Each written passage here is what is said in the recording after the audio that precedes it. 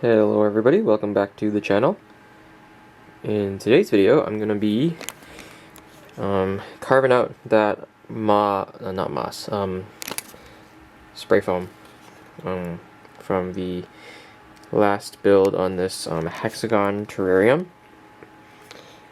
And I think I'll also kind of finish setting it up in terms of what I will be keeping it at year-round without any kind of special plants in there. So my plan is to just grow moss in here, and this will be used as a portable display tank for shows and stuff. But before I get started with the video, I want to remind everybody about the channel Discord. If you are interested in mini orchids in any way and want to, hang out online with other people that also share that interest, make sure to join the Discord in the link below. It's completely free for you to join, and we're over 100 members, and there's still a whole month left in 2025, so reached that goal pretty fast. And yeah, so join the Discord, go have fun, and let's get started with this video. Okay, so I kind of mentioned in my last video about this terrarium that I will be kind of cutting up the foam after it hardens. So this is a couple weeks after I made that video, because one second, because I was very busy. But now this foam here, and I'll open it, is you can hear that. It's like pretty hard and set. These pieces of wood are pretty in there. And so now I want to carve it so that it's more angular and rock-like rather than this round shape. So let me put this like that. You can use a box cutter, a knife, anything that can cut foam, I guess. Just because this is what I currently have, I'm going to be using a scalpel. I just happen to have this from here's a little blade from a flower dissection I did a few weeks ago. But anyways, this is really sharp, and it's kind of small, which might be beneficial to me. Anyways, I'll just cut a little piece off so you can kind of see what's going on here. I don't know if you can hear that sound, but let me peel this off. See under there, it's like a foam, and after cutting that piece off, I realized maybe a scalpel is not the best idea because the cutting surface is so soft. So I'm gonna go back and get a knife, and I'll be right back. Okay, I'm back, and I have a more appropriate cutting tool now. This is just a paring knife. And so I'm going to just kind of cut this foam. I'm doing it in little chunks. I don't want to take off too much, and I don't want to,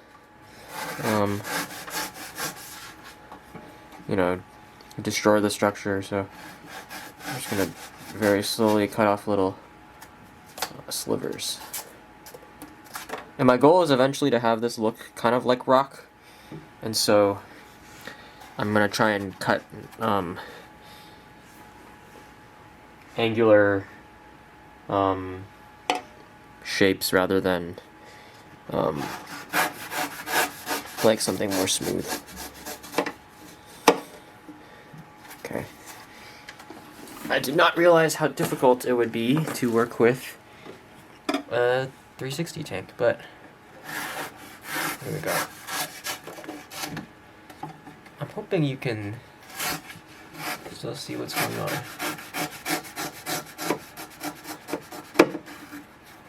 So I also don't want to ruin my knife, So I gotta be careful when I get near those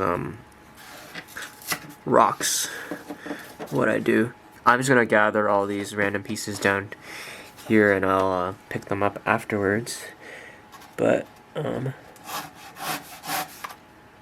let's cut a piece like that. Something like that, maybe. Again, I'm just trying to get the texture of rock. This will all be covered eventually by moss. So it's not a huge deal at the moment what it will look like. Let's see if that. So I do need it to be more less vertical and more angled. So I'm gonna just kind of slice some stuff if I want the moss to adhere. But anyways, this is also why I used the type of foam I did, the pond one, because it's black, so it hides things a little better than the regular spray foam, which is like a pale yellow color. Okay, so. And the reason I'm cutting it to look like this is because my rocks look like that. You know, they're sedimentary rock. If I had a different type of rock, I might do a different cutting pattern.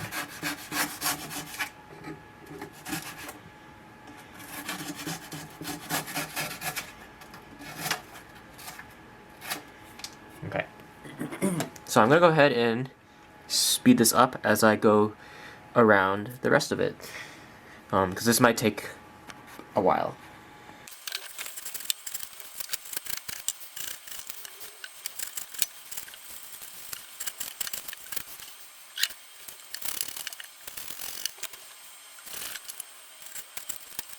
Okay, hopefully you can kind of see I've made some decent progress.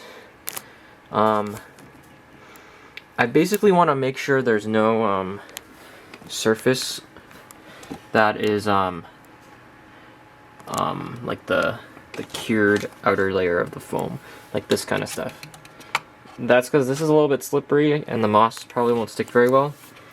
You can see here, more or less, like my cutting lines kind of try to resemble the rock. And now I have these like small areas. I didn't want to wreck my knife on the rock, so I was a little more careful. Where I will actually go ahead and use my scalpel to cut a little bit closer, since I don't care that much about that blade.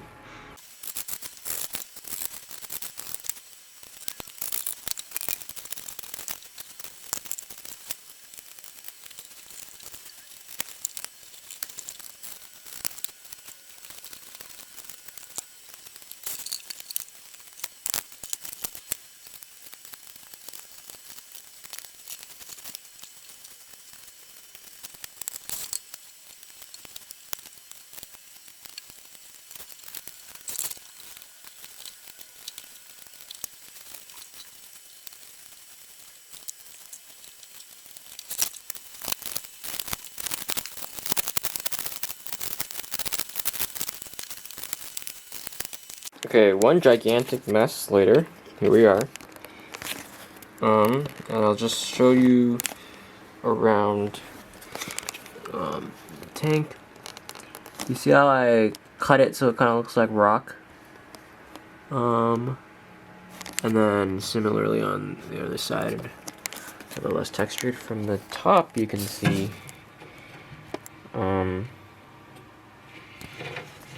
I just went ahead and tried to remove all this, you know, I was saying the smooth parts, so I removed most of that. Okay, next thing I'm gonna do, I'm gonna get everything, all that junk cleared out of there, and then we'll move on to some of the substrates and also plants. Well, moss in this case.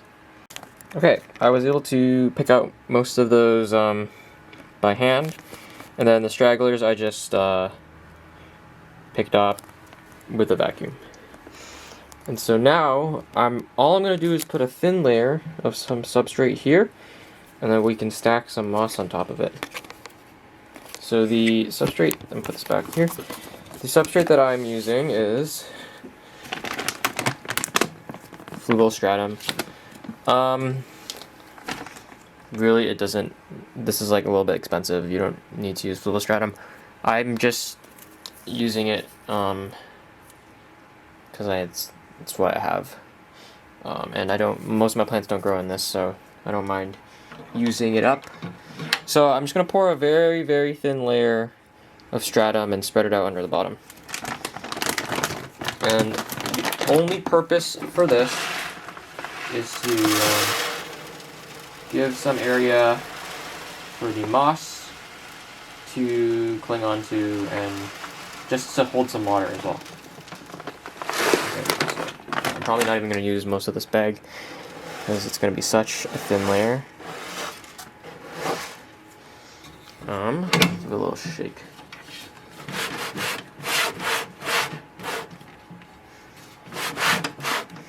Actually, I can go in from the top here.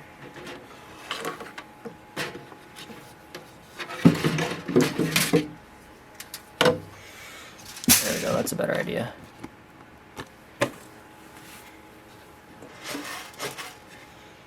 Just spread it out. Yeah, just a very, very thin layer of this stuff. I just need a little bit more in the back.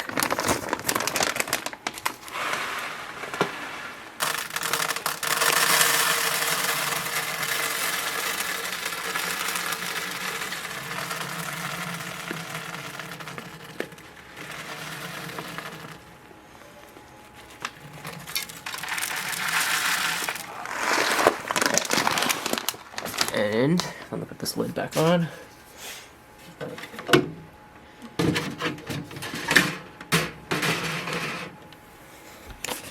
Here we are. I got my little layer of fluvostratum. I'm gonna just try and smooth it out. Get these pieces out here. There's a stray piece of foam I missed. And now that this is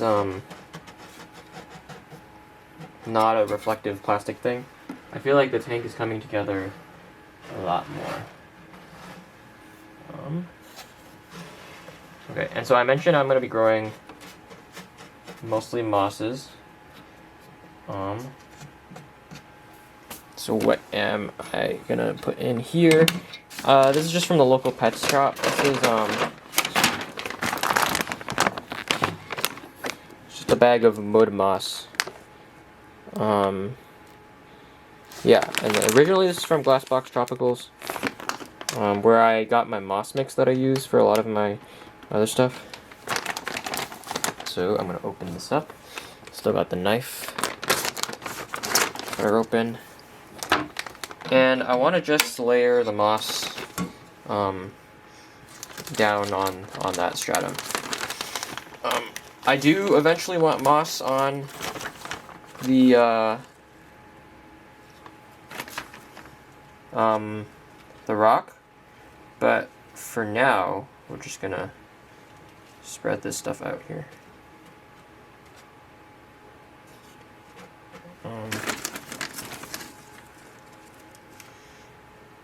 This moss is like one of my favorite mosses. It's so lush and green. But I'm gonna break these big chunks apart before putting them out. It smells so nice too. It smells like forest.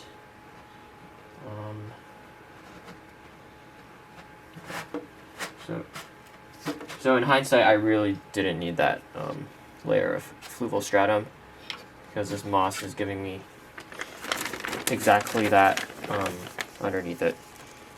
So I guess I should have known.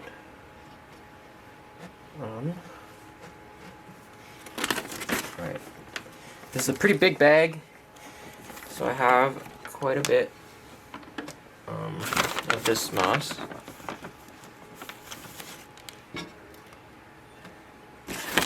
So this moss is this is all mud moss basically.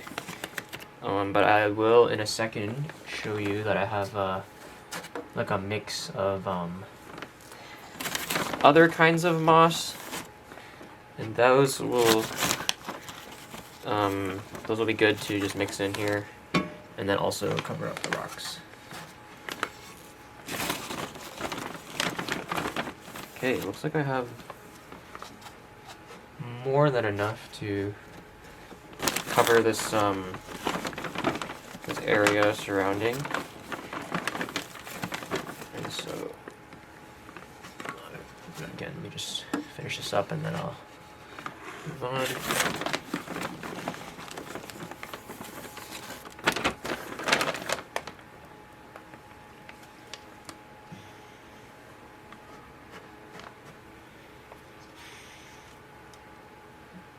Okay, this is actually a lot more moss than I thought might have been in this package, which is good.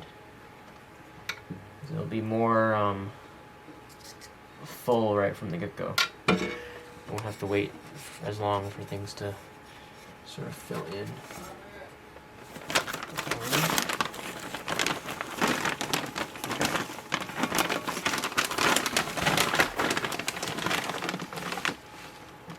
Okay, this last clump is all one, so I'm just going to break it up.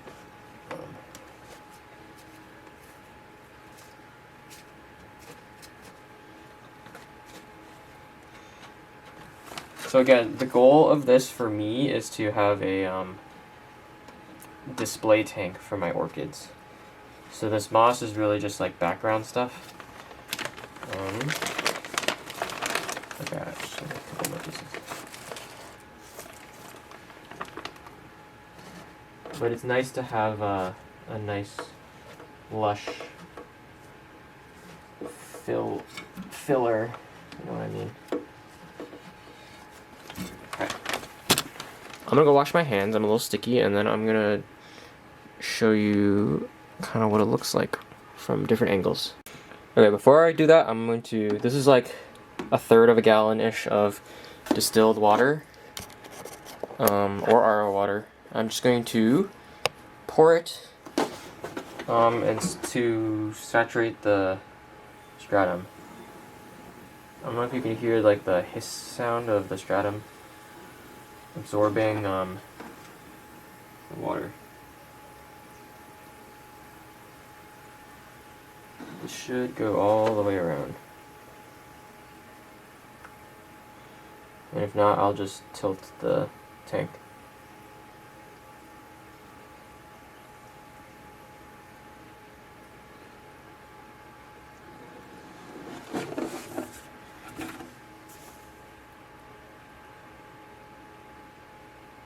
Alright. Looks like there's a little beetle or something. Anyways. And now the moss is gonna suck up some of that water too and come back to life. I'm gonna actually lean this. Well, now of course it's substantially heavier. But it does look like the water has made it all the way around. Okay, good. So yeah, so now the moss is gonna slowly rehydrate and then come back to life.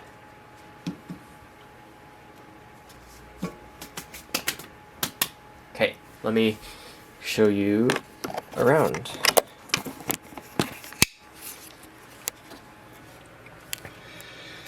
Let me do a top-down view, I guess. Okay. You can see there's moss all around the perimeter of the tank. That's all mud moss. So it looks like this. And so I do want now to put some moss in those in some cracks on this foam. I'm pretty much going to look for areas that are relatively flat, so like something like here, you know, obviously here, And then I will place my moss mix there. And so let me get my moss mix and I'll show you what it is. Okay, so if you've seen my videos where I mount things, you'll know that I grow my orchids on live moss, a lot of them. And so I have like little containers here where I just harvest the moss as it overgrows. And so here there's like a mix of mosses. It's a lot of sphagnum and then a lot of just like stuff that pops up. Because you know, when you import, you do tend to get quite a variety of stuff. And so I'm really just gonna take little chunks and just like put them around. Some people do something called moss milkshake. I'm also gonna put some down here to add some variety to the bottom. I think I'll do that with this first container. So just like sprinkle it. Moss milkshake, where they take moss and they essentially blend it with water, and then they'll like paint that on to their background or whatever. I would do that if I had a spare blender, but you know, moss has a pretty strong lingering, I'll say, essence, and so to avoid that, I'm just going to throw my moss in around everywhere. Okay, so once this all kind of picks back up, it should look a little bit nicer as things start to grow in. Now I'm going to take this other one and just place in 2 little crevices. So let me try to film this. What would be the best way? Maybe over here. But like there's a giant hole in this wood here, that could be nice. Just place it on this.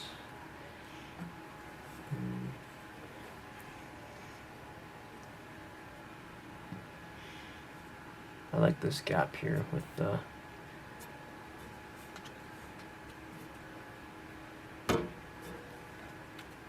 one thing I was considering doing is painting this foam before I do anything. I think it would make it look more like rock, but I think since my goal is to almost completely cover it with live moss anyways, I don't see it being such a big deal. And so you can see here, hopefully that I'm able to just like fill in the crevices that I made earlier with this moss. And again, a lot of this is sphagnum, but a lot of it is just some like other random miscellaneous mosses. And so I'm gonna go ahead and fill in these cracks. I will be right back. Okay, and here we have more or less the end of the video. I stuffed little bits of moss inside of the crevices there. And then of course I ran out of moss, and so I went and harvested a little bit more. And of course that was enough to completely cover the rock, which is okay because, you know, moss is alive. So we just gotta wait for these things to, and hopefully this will grow fast enough for, the first orchid show that I intend to go to, which is sometime in February.